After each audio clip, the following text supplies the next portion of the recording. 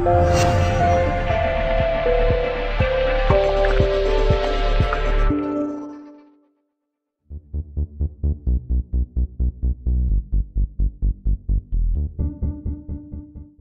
congratulations. Was that a comfortable win for you today? I suppose a scoreline would suggest that, but it was no more comfortable than the win against Hyde or Salford. There's always a danger in any game where the opposition get a goal and find some life that the game can go away from you. I thought Bishop Auckland were excellent today. Everything that they've been doing in the league, they did. Obviously what they've been doing in the FA Cup, they managed the game well, they play out from the back, they retain the ball well, they've got a threat up front which they had their opportunities which they'll probably be disappointed they didn't take. And we were really relying on not great football but great individual play from Danny Lloyd to turn the game for us. He was outstanding. His 2 goals were fantastic, weren't they? Yeah, well he's been a great threat for us, not just in terms of the assists and the set plays but also from out play, and 2 great goals, and I suppose that's the quality that can sometimes be the difference between 2 teams at different levels. So I was quite disappointed. I'm probably going to be hoarse tomorrow from shouting my players because I feel we never really got to grips with them and knew how to be, if you like, manage their movement and potential. But like I said, I'm pleased with the result, but we've still got a lot to work on. Gary Stopforth I thought was outstanding as well in midfield today, and given that he was a bit under the weather as well today, wasn't he? Yeah, he was a doubt because he'd not been able to go to work on Thursday and wasn't able to train Thursday, and Friday I think he sort of had a rest day, which is difficult because lads have got to go and earn money, and especially if you're working outdoors. So, but I'm pleased for him because he gives us great energy in midfield, and if we're trying to play an extra player at the back to manage their goal threat, you need players in front who can, if you like, equalise the numerical superiority of the opposition when they're playing out. But his energy and Lewis's energy was outstanding, especially when you compare it to a few of the others. But they certainly made sure that we weren't overwhelmed in midfield. And so yeah, good performance. I'm not sure who got the man of the match, but I thought Gary was excellent for us. Lewis was excellent. I thought the defenders did okay without really being challenged. There's too many opportunities given, I felt, with poor decisions. But we've got it looks on paper a professional display. That's 3-2-0 wins now, and so we can look forward to the next round. In terms of Gary, I know he's due to go to Australia in January. If you have a good cup run, will that persuade him to stay, do you think? He'll probably think we'll be out of the FA Cup by then, but I think he's here to the 7th of January, so right. Maybe he might make it for the 3rd round proper. But no, I mean we know it's going to be a loss if he does leave.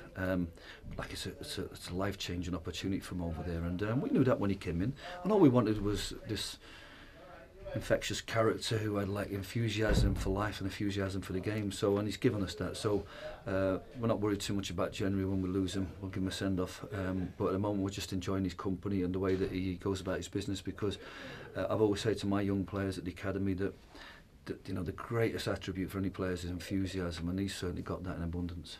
It was an opportunity today for Max Cartwright to make his full debut, having scored last weekend. How do you think he did at left back today? He did okay. He didn't really impose himself, and if you like, when he got the pitch, didn't really show the quality that I think he possesses. But I think he worked. He did a steady job at left back, and he gave us natural balance. I think he was caught a little bit between what I wanted from him in terms of, because Rossi narrowed up to make it a 3 against their 2 centre forwards, and he had to kind of step into midfield a little bit more, maybe to allow Danny Lloyd to stay high. That was a problem we had last week with Salford in terms of trying to keep Danny Lloyd in an aggressive attacking position and let players behind. But like I said, he looked a comfortable performance for him, and it's good to have him, because with Scott Duxbury being out for a further 5 or 6 weeks on doctor's instructions, then we're going to need that natural balance. And fortunately Sam Minahan was enthusiastic enough to play on the right, and he put in a good shift today for us as well. I think he was running out of steam with the amount of work that we're asking him to do. We said this about Tommy Rowe. We used to call him Tommy Two Men, but Sam's getting that role at the moment. In terms of injuries, you mentioned injuries there. It's good they haven't picked any more up today, isn't it? Particularly with that game, that tough league game at Chorley to come. Yeah, I mean nobody wants to lose any players. I mean there was a couple of heavy challenges today, and it was quite a game where the adrenaline's flowing and players are putting extra little bit of everything into challenges and a little bit perhaps overstretching themselves. I mean, we were as guilty of poor challenges as much as them. So in games like that, you might susceptible to get injuries, but fortunately everybody that come off the pitch today is probably going to go to work on Monday and be available for next Saturday's game. So that's a positive. I mentioned the players that were injured in our programme notes. I obviously mentioned Scott, how long Scott's going to be out, and the other lads have all had successful surgery. So it's a shame because they're 4 or 5 of the the fantastic young players that I feel will grow, and what they have to do now is just dust themselves down, do the rehab, and like I said, I'm looking forward to seeing each one of them coming back at different stages this season and adding to our squad as we go forward. It was interesting, I thought, today as well, because anyone who turned up thinking it was going to be a walkover, it certainly wasn't, because they've got some real quality players, Bishop Auckland. Yeah, I mean, we did our homework as much. We showed them as much respect. And, I know from being at Northwich on the other side, if you go about your business well and you play to your strengths and you keep staying in the game, you've got every chance of beating any team from the level above, the next level, and the one above. So, and Bishop Auckland have shown that in not just the early rounds, but especially at Trafford and Farnborough. They go there and win 1-0, great results, and they can then take that confidence from that game plan into today's. They've got a good flexible system, that sort of 4-4-2, but a lad who plays in behind the two, so the diamond always causes people problems.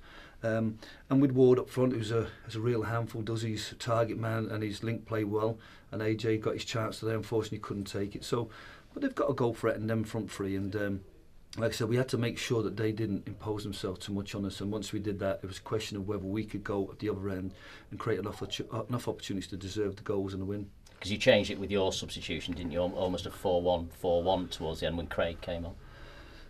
It's so fluid, the game plan. Definitely with Lewis sort of sitting a little bit deeper and trying to protect so that centre halves weren't pulled out. It could have looked like 4-1-4-1.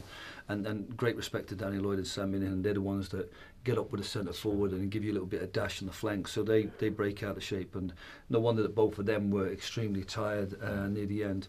But yeah, we sort of managed the game, and the lads just trusted me and I'm trusting them. So if I give them a couple of different roles or ask them to play a certain way, they're trusting me and understanding why it's being done to see a game out. And I felt it was a challenge for Bishops to go about the second half, whether they were going to be direct, whether they're going to be desperate, whether they were going to start like pile and play.